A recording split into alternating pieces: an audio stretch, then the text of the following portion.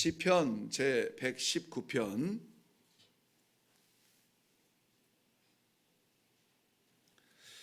시편 제 119편 오늘 105절부터 112절 말씀 보겠습니다. 105절부터 112절.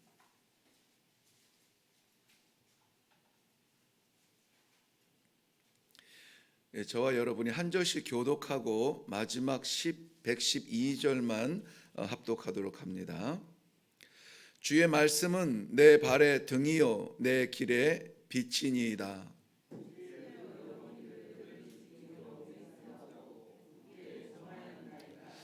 나의 고난이 매우 심하오니 여호와여 주의 말씀대로 나를 살아나게 하소서.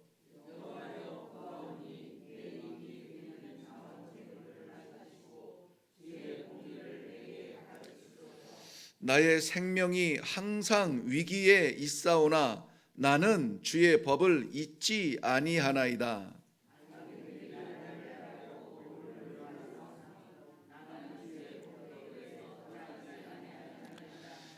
주의 증거들로 내가 영원히 나의 기업을 삼았사오니 이는 내 마음의 즐거움이 됨이니이다. 내가 주의 율례들을 영원히 행하려고 내 마음을 기울였나이다. 아멘. 아멘. 자, 우리는 하나님께서 허락하여 주신 대로 하루에 그저 한 장씩 아침에 말씀을 묵상하고 그 하루를 그 말씀 안에 살아가려고 이렇게 기도하며 노력하고 있습니다. 하루에 말씀 한 장을 묵상한다는 것, 그리고 그 말씀을 지키며 살아간다는 것도 사실은 굉장히 우리에게는 벅찬 그러한 사명입니다. 한 절 말씀 안에도 얼마나 많은 우리의 사명들이 담겨져 있고 또 해야 될 일들을 말씀하시는지 몰라요. 그런데 그런 면에서 보면은 오늘 이 시편 119편은 참 어떻게 보면은 안타까운 날이에요. 왜냐하면은 시편 119편은 자그마치 176절로 되어 있는 어쩌면은 작은 책 중에 한 권으로 구성이 되는 아주 방대한 분량입니다. 이것을 나누어서 묵상을 하기에도 애매합니다.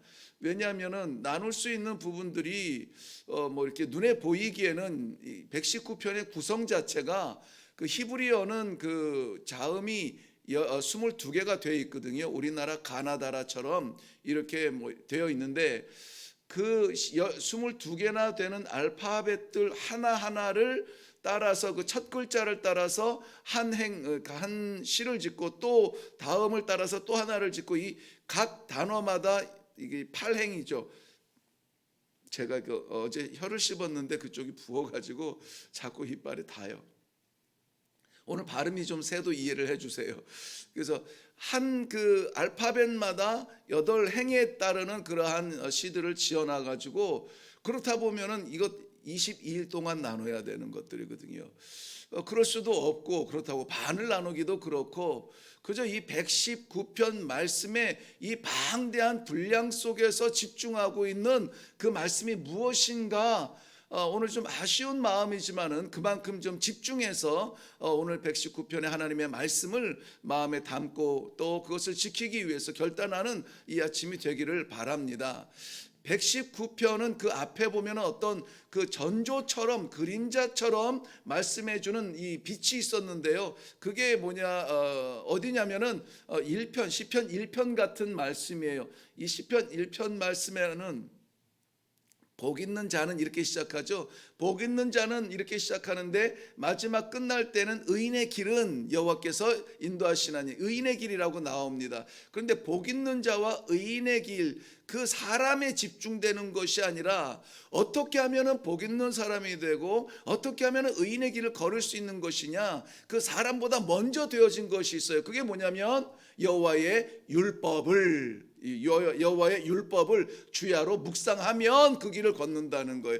여호와의 말씀을 따라가면 그렇게 산다는 것이에요. 그러니까는 사람보다 뭐가 먼저입니까? 여호와의 율법이에요. 19편 같은 경우에도 말씀 하나님께서 주시는 그 언약 그대로 따라가는 사람들을 의인이라고 칭하고 그 의인들이 어떠한 복을 받고 어떠한 삶을 사는지에 대해서 말씀해 주고 있습니다. 그리고 이제 오늘 그 실체처럼 나타나는 것이 119편이에요. 119편도 그렇기 때문에 우리가 다른 많은 이 알파벳 하나하나마다 묵상할 것들이 너무나 많이 있지만 119편 전체로 보았을 때에 우리가 집중할 것은 무엇이냐? 여호와의 율법입니다. 여호와의 율법이고 그 율법을 지키는 자의 그 행실 그리고 지키는 자의 복, 그 결론을 이야기해 주고 있어요. 그러니까 오늘 우리가 붙들 것은 두 기둥입니다. 하나는 여호와의 율법이고 하나는 지키는 자의 하나님께서 주시는 축복이에요. 그것을 의인이라고 말을 하고 있습니다. 이 언약과 의인 관계를 오늘 우리가 마음에 좀 담기를 바랍니다. 근데 119편 안에는 이 언약, 율법, 이것이 때로는 법도 법, 하나님의 약속 뭐 이런 이 좀 비슷한 단어들로 좀 설명이 되어지면서 한 8개 정도로 중요하게 그렇게 이야기하고 있는데 그 비슷한 말씀은 전부 다 하나로 통일하면 괜찮아요. 통일이 가능합니다. 예를 들어서 율법으로 통일하든지 약속으로 통일하든지 언약으로 통일하든지 그렇게 통일하면 그 뜻은 다 통하게 되어 있습니다. 특별히 이 율법, 오늘 저는 이 말씀의 제목을 영원한 기업이라고 잡았는데요. 우리의 영원한 기업, 영원한 유산, 이것은 세상에 있을 수는 없는 겁니다. 하나님께서 주시지 않으면 이 세상에서 영원할 것은 없습니다. 그런데 오늘 말씀은 영원한 기업이 있다는 거예요. 영원한 기업이 있다는 거예요. 그렇다면 그 영원한 기업을 붙잡을 수 있는 삶이라면 그것은 복된 삶이 아니겠습니까? 그 영원한 기업이 결국은 무엇이냐? 여호와의 율법을 잡는 거라는 거예요. 여호와의 약속을 붙잡는 거라는 것입니다. 그 약속이 무엇이냐? 오늘 그 나누는 말씀 안에서 나타나게 될 것입니다. 여기서 구약 성경에서 말하는 율법, 약속, 법, 이런 것들은 대체로 이제 모세 오경을 이야기합니다. 그때까지는 기록된 다른 글들이 없기 때문에 모세 오경, 우리가 말하는 토라라고 하는 건데요. 그 토라라고 하는 말씀을 유대인들은 쉽게 이렇게 이해를 하게 됩니다. 근데 이 토라도 마찬가지예요. 토라가 이 모세가 기록한 5권의 책이라고 하는 그 정체성보다는 그 토라를 왜 주셨는지가 중요해요. 토라를 보는 자신보다 내가 깨닫고 내가 읽고 그것을 이해하는 나 자신보다 중요한 게 뭐냐면, 왜 토라를 주셨냐면은 토라를 통해서 누구를 보라고? 주를 보라고요. 하나님을 발견하라고. 하나님은 어떤 분이신가, 그것을 보는 거예요. 그게 아니면은 그냥 고대 책이나 법전이나 똑같은 무게입니다. 그러나 그 안에서 뭐가 발견되면, 하나님이 발견되면은 이 하나님을 붙들면 사는구나, 이 하나님을 따라가면 되겠구나 하는 길을 보여주는 것, 그것이 토라예요. 토라. 그래서 제가 그 신학교 1학년 때로 기억이 되는데요. 어떤 교수님이 이 구약 개론을 가르쳐 주시면서 모세 오경을 굉장히 강조했습니다. 평생 우리가 장가가고 시집가도 아이들에게 이 모세 오경에 있는 말씀은 꼭 가르치라고, 그것이 토라라고. 그래서 이 하나님의 약속의 말씀을 받는 자녀는 그 인생길이 토라지지 않는데요. 그래서 토라라고 했습니다. 그게 아직도 기억에 나요.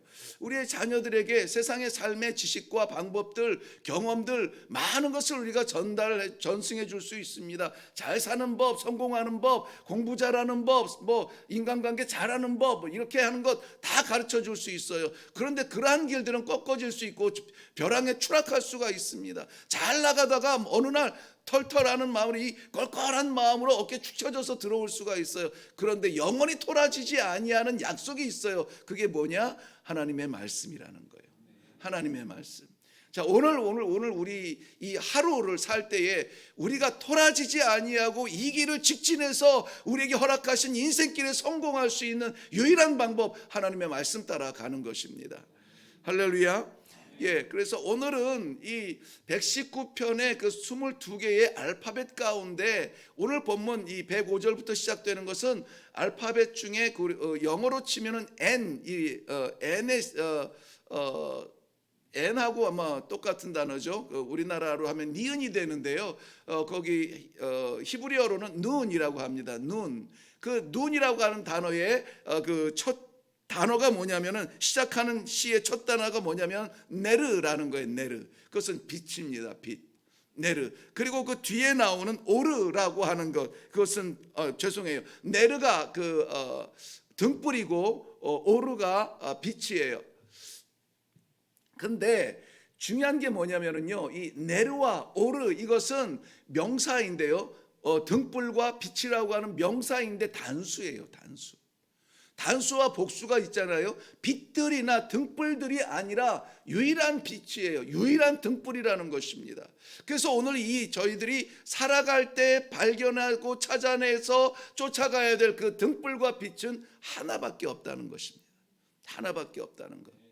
이거는 너무나 소중한 거예요. 너무나 귀한 겁니다. 이 하나밖에 없는 것이 생명길이라는 것입니다. 생명의 빛이라는 것이에요. 105절 말씀에 한번 가서 볼게요. 105절 말씀 보면 주의 말씀은 내 발의 등이요 내 길의 빛이니이다 그랬습니다.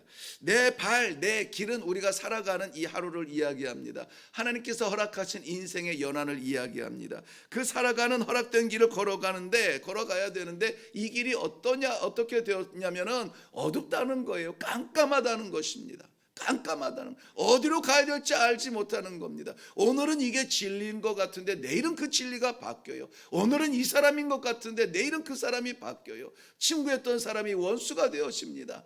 가족이 지금은 피는 물보다 진하다. 가족 개념도 사실은 참 어렵습니다. 어제 저녁에 저는 잠시 뉴스 비슷한 그런 그 고발 프로그램인데요. 어쩌다가 그걸 보게 됐어요. 그걸 봤는데 참 안타까운 현실들이, 어떻게 이런 일들이 이 동방예의 지국 이 한국에서 일어날 수가 있는가?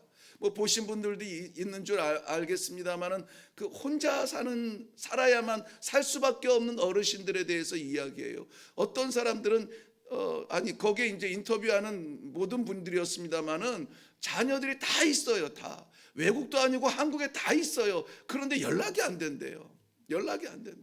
연락이 끊어지고, 심지어 어떤 사람은 자기 딸이 경찰서에다가 이 어머니를 이렇게 모셔다 놓고 그냥 간 거예요. 그리고 연락이 안 된대요.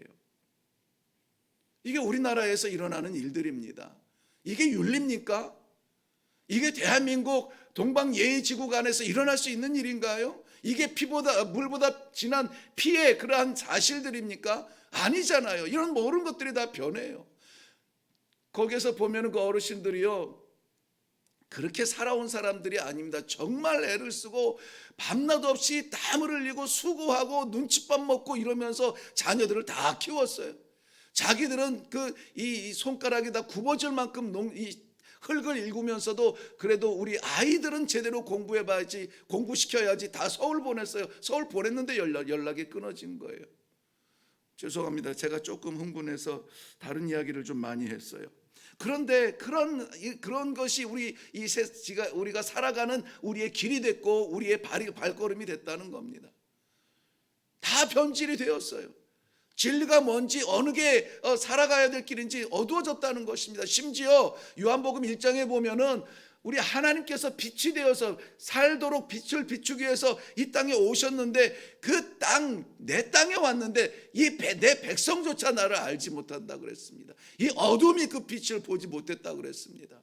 살아가는 성도 여러분, 다 알고 오묘한 그 말씀, 생명의 말씀, 이 말씀을 오늘 이 아침에 저희들에게 억지로라도 강제적으로라도 보여주시는 것은 하나님의 크신 은혜인 줄로 믿습니다. 하나님의 말씀을 붙들고 살아가기를 바랍니다. 그 말씀 외에는 생명이 없고 그 말씀 외에는 빛이 없어요. 왜냐하면 다른 건 다 변하기 때문에 그렇습니다. 하나님의 말씀은 1.1획도 틀어지지가 않습니다. 한 번 하신 약속 영원하게 지켜주시는 것이 우리 하나님의 신실하심을 믿으시기를 바랍니다. 그렇기 때문에 요한복음 1장 12절 말씀 보면은 영접하는 자 그 이름을 믿는 자들에게는 하나님의 자녀가 되는 권세를 주셨다 그랬습니다. 하나님의 자녀가 되는 권세, 상속자가 되는 권세를 주셨다라고 말씀하고 있습니다. 어떤 자에게? 영접하는 자에게. 영접하는 자에게. 무엇을? 그 빛을. 이 사람 저 사람 따라다닐 사람들이 많은 게 아닙니다. 우리가 따라야 할 사람은 오직 한 분밖에 없어요. 예수 그리스도 생명의 그 빛, 단수 유일한 그 빛만 우리는 잡으면 됩니다. 그 빛만 따라가면 됩니다. 다른 것은 좀 무너져도, 다른 것을 좀 빼앗겨도 영원한 하나님의 나라를 상속할 수 있다는데 이거 포기할 사람 있습니까? 포기하지 마시기 바랍니다. 꼭 붙들고 그 빛을 붙들고 나아가시기를 바랍니다. 그 빛은 유일한 빛이요, 그 빛은 생명의 빛입니다. 생명의 빛이에요. 다른 빛은 없습니다. 그렇기 때문에 오늘 이 아침에 우리는 기도 가운데 결단해야만 합니다. 여기 말씀에서는 율법, 약속, 언약, 다른 표현들로 다 되어 있습니다. 하나님께서 허락하여 주신 참빛이신 예수 그리스도를 붙드는 것이 오늘 우리의 소망입니다. 소원입니다. 오늘도 주와 동행하게 하여 주시옵소서. 우리의 기도가 되기를 바랍니다. 그 말씀 지키겠습니다. 오늘 106절 말씀에도 주의 의로운 규례들을 지키기로 맹세하고 굳게 정하였나이다. 여기에서 규례들, 말씀들, 이것은 기록된 글자라든지 표현된 언어라든지 1차적으로는 맞습니다. 기록된 토라라는 것이 1차적으로는 맞아요. 그러나 우리의 심령 안에서는 그 말씀 대신 참 빛 대신 그리스도를 우리가 꼭 붙들겠습니다. 이것을 어떻게 해요? 맹세하고 지키기로 작정했다라고 말하고 있습니다. 그 빛나는 곳만 따라가면 됩니다. 우리 주님께서 가시는 길만 따라가면 살아요. 그 빛만 쫓아가면은 그 빛대로 따라가면은 산다는 것입니다. 요한복음 6장 60절 이후에도 보면은 예수님께서 너희도 나를 떠나려느냐, 이 제자들에게 질문을 할 때 베드로가 고백합니다. 생명의 말씀이 여기 있사오니 우리가 누구에게 가겠습니까? 누구에게 갈까요? 세상 사람 아무도 없습니다. 우리에게 주실 이 생명은 주님밖에 없습니다. 주님을 따라가겠습니다. 이 작정이거든요. 오늘 우리 시대를 살아가는 우리 삶의 현장에 베드로의 고백들이 다 되기를 바랍니다. 오늘 109편 넘어갈게요. 방송 이야기하다가 이 중요한 것들을 빼먹었어요. 109편. 나의 생명이 항상 위기에 있사오나 나는 주의 법을 잊지 아니하나이다. 악인들이 나를 해하려고 올무를 놓았사오나 나는 주의 법도들에서 떠나지 아니하였나이다라고 말하고 있습니다. 어떤 형편이라고요? 어렵다고요, 힘들다고요. 주의 말씀을 받고 붙들고 있음에도 불구하고 항상 위기 가운데 있다는 겁니다. 항상 어려움 가운데 있다는 거예요. 악인들이 나를 둘러싸고 있다는 것입니다. 넘어뜨리려고 하고 있습니다. 평탄한 길 가려고 생각하지 마세요. 오늘 하나님 말씀 받았으니까 오늘은 평안할 거야, 오늘은 안전할 거야, 안 다칠 거야, 안 아플 거야, 그런 생각하지 마세요.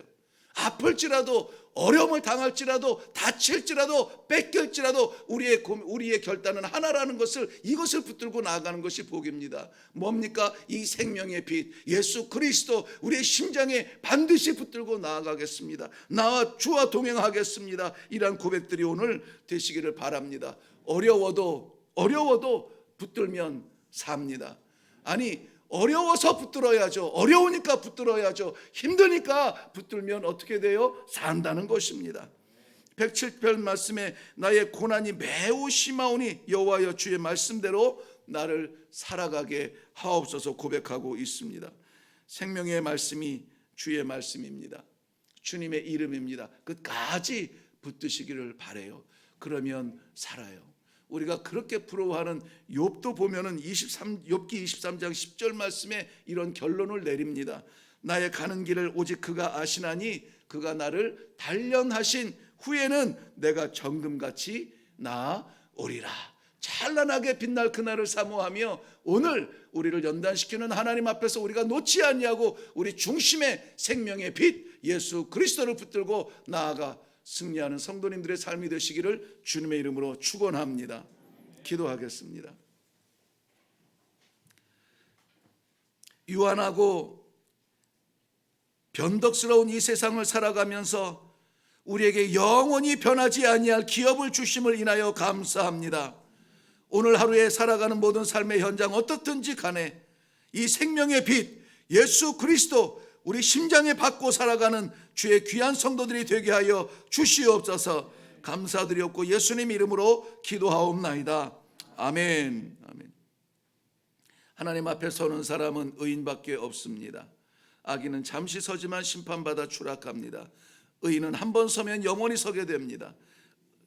하나님 앞에 의인으로 서기 위하여서 그 약속, 그 율법, 그 말씀을 붙들어야 되는데 오늘 그 말씀 붙들게 하여 주시옵소서. 이 세상에서 하나님의 영원한 삶을 붙들게 하여 주옵소서. 예수 그리스도 나의 생명으로 알고 다른 것 다 놓더라도 이것 붙들고 살아가며 오늘 승리하게 하여 주시옵소서. 어렵기 때문에 주님을 찾습니다. 힘들어서 주님을 부릅니다. 이 연단의 길을 지나 정금처럼 빛나는 주의 백성 삼아 주시옵소서. 우리 다 같이 기도하며 내려갈 수 있기를 바랍니다. 다 같이 기도하겠습니다.